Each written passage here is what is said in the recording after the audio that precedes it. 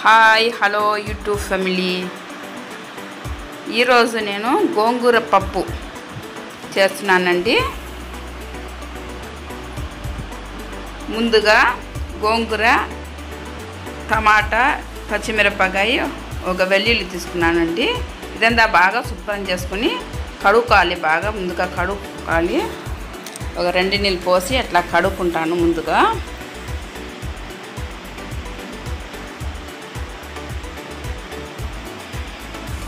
అంతా కడుక్కోవాలి శుద్ధంగా.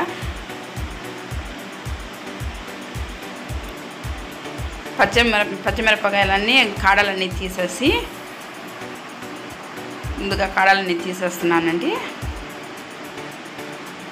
పచ్చిమిరపకాయలు మరింత ఎక్కువనే వేసుకోవాలి. కారం తక్కువ ఉంటుంది. ఎందుకంటే గోంగూరలో ఎంత పచ్చిమిరపకాయ వేసా కూడా మనకు కనపడదు అన్నమాట. కారంగా ఉంటేనే అది గోంగూర బాగుంటుంది పప్పు. ఇప్పుడు టమాటా కూడా అది కూడా పైన అట్లా కట్ చేసుకొని, ఎప్పుడైనా మనం వంట చేసినప్పుడు టమాటా కోసినప్పుడు అది పైన ఇట్లా కట్ చేసేయాలి, అది తీసేయాలి.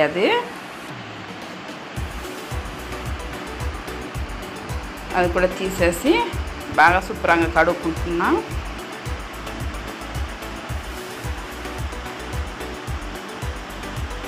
అంతేనండి. ఇప్పుడు ఒక దబ్రాలు పోసి మొత్తం అన్నీ కడుక్కోవాలి బాగా.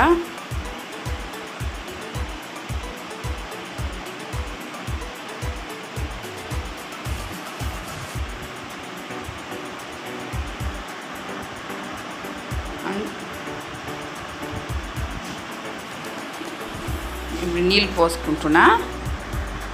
నీళ్ళు పోసేసి బాగా 2 నీళ్ళు బాగా శుద్ధంగా కడుక్కోవాలి. 2 సార్లు కడుక్కుంటేనే దానిలో మట్టి ఏమైనా ఉంటుంది కాబట్టి మట్టిలో దుమ్ము ఏమైనా ఉంటే పోతుంది. ఇది ఒకసారి ఇంకొకసారి కడుక్కోవాలి.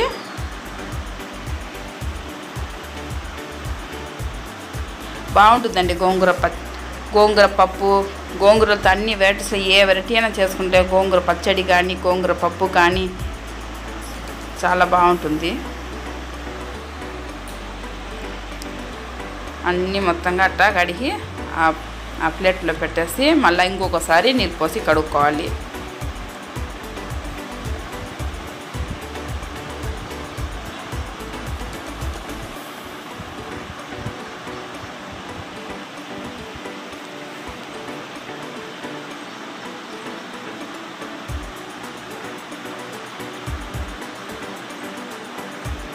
అంతేనండి. మళ్ళీ ఇంకొకసారి వేసి కడుగుతున్నా నీళ్ళు.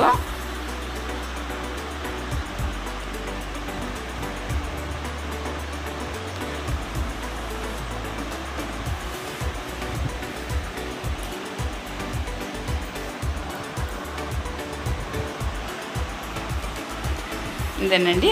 ఇప్పుడు బేడలు తీసుకొని, కంది బేడలు అన్నమాట. ఇది కంది బేడలతో చేసుకుంటున్నా. కంది బేడలు, గోంగూర, గోవాకు 2 కలిపి చేస్తున్నా. కంది బెడలు తీసుకున్నానండి. ఇది కంది బెడలు బాగా మనము చూసుకొని, ఏమైనా పురుగులు ఏమైనా ఉంటుంది బాగా కొంత చూసుకొని కడుక్కోవాలి బాగా. ఇవి కుక్కర్లో వేసేస్తున్నా.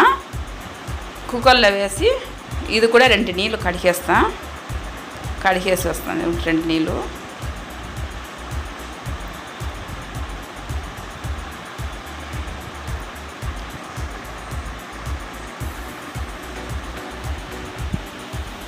అంతే. ఇంకొకసారి కడుక్కోవాలి. అంతే అయిపోయింది. ఇంకొకసారి కూడా నీళ్ళు పోసి కడుక్కుంటే మంచిగా బాగుంటుంది. ఆ పప్పులో ఏమన్నా వాసన ఏమైనా ఉంటే కూడా ఏం లేకుండా బాగా శుద్ధంగా ఉంటుంది, బాగుంటుంది. ఇప్పుడు నేను పక్కన కడిగి పెట్టినాం కదా గోవాకు, ఆ ఆకు కూడా దానిలో వేసుకోవాలి. అంతా మొత్తం ఒకేసారి వేసుకునేది. ఆ టమాటాలు కూడా 4 ముక్కలు చేసి అట్లా వేసుకుంటే బిన్నె ఉడుకుతుంది. ఆ టమాటాలు కూడా 4 ముక్కలు చేసుకుంటా.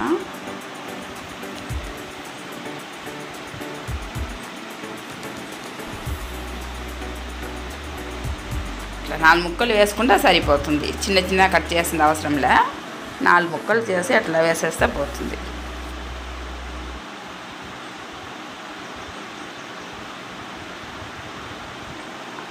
ఎర్రగడ్డ కూడా మరి ఎంత ఎక్కువ వేసుకోకూడదు. ఒక ఎర్రగడ్డలో సొహం ఎర్రగడ్డ వేసుకుంటే సరిపోతుంది. దీనిలో సొహమే వేస్తున్నా, ఎర్రగడ్డ సొహం వేసుకుంటే సరిపోతుంది. మళ్ళీ తిరువాతలో కలుపుతాం కాబట్టి తిరువాత చేస్తాం, దానిలో సరిపోతుంది. చాలు అంతే. దీనిలో ఇంకా ఎక్కువ ఏమీ అవసరం లేదు. రొంద పసుపు వేసుకొని నూనె రొంద వేసుకోవాలి. రొంద నూనె కూడా వేసుకుంటే బిన్న ఉడుకుతుంది, బేడలు పొంగి బయటికి రాదు. ఎప్పుడైనా కుక్కర్లో మనం బేడలు కానీ ఏవైనా చేసినప్పుడు రొంద నూనె పైన నూనె వేస్తే మనకు పొంగి రాదన్నమాట, బయటికి నీళ్ళు రాదు.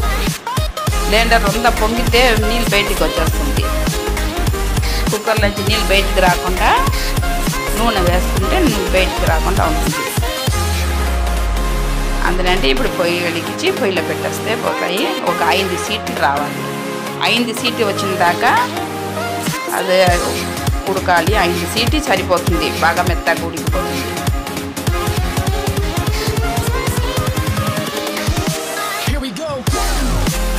అంతేనండి, 5 సీట్లు రానిచ్చి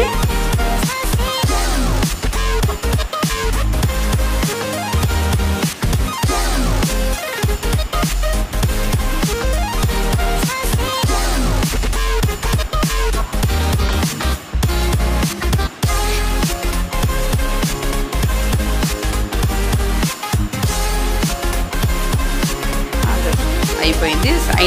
లాస్ట్ సీట్ అండి ఇది. 5 సీట్లు వచ్చేసింది. ఇప్పుడు మొత్తంగా గ్యాస్ అన్నీ తీసేయాలి జాగ్రత్తగా. అప్పుడే ఓపెన్ చేయకూడదు. గ్యాస్ అన్నీ బయటికి పోయిన తర్వాతనే మళ్ళీ మనం కుక్కర్ ఓపెన్ చేసుకోవాలి. చూసి కుక్కర్ ఓపెన్ చేసినప్పుడు టైట్గా ఉంటే అట్లా మనం సీటీను ఎత్తి పట్టుకుంటే గ్యాస్ అంతా బయటికి పోతుంది. ఇప్పుడు మనం ఓపెన్ చేసి చూసాం ఉడికిందా లేదా అని. ఓపెన్ చేసి చూసా ఉడకలేదంటే ఇంకా ఒక సీటీ అట్లా పెడితే సరిపోతుంది.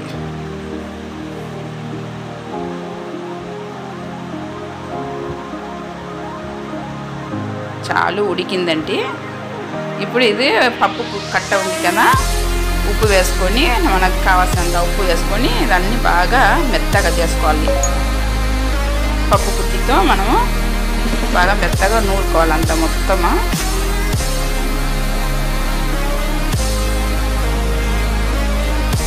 మెత్తగా వచ్చేదాకా చేసి నూరుకోవాలండి. బాగా ఉప్పుకోవాలా బాగా.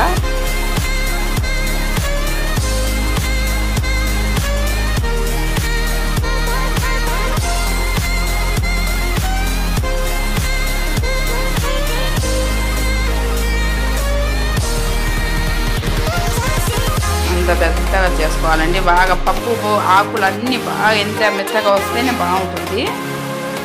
అయిపోయింది చూడండి, ఇట్లా ఉండాలి. ఇట్లా ఉంటేనే మంచిగా ఉంటుంది. ఇప్పుడు అయిపోయింది. సరే, ఇప్పుడు ఇది తిరువాత పెట్టుకోవాలి. దానికి కావాల్సిన పోపు గింజలన్నీ తీసుకున్నాను చూడండి.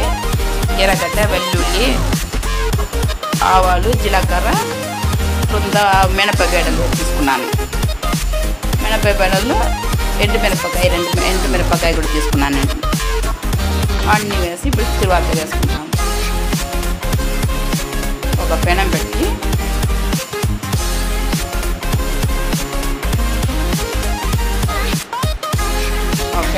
కావాల్సిన నూనె వేసుకోవాలి. ముందుగా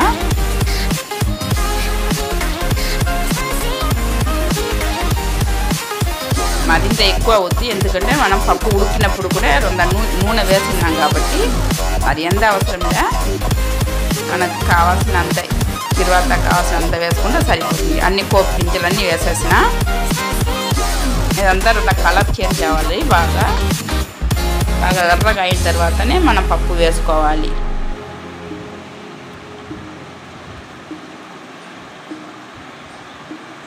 అయిందండి, బాగా ఎర్రగా అయిపోయింది చూడండి. మరి అంత మాడకూడదు, కలర్ చేంజ్ అయిపోతుంది, నలుపు వచ్చేస్తాయి. అంత ఎర్రగా అయితే సరిపోతుంది.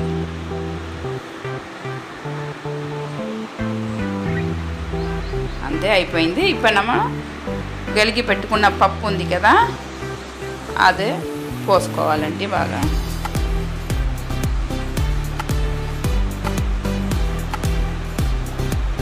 ఇంతేనండి, అయిపోయింది.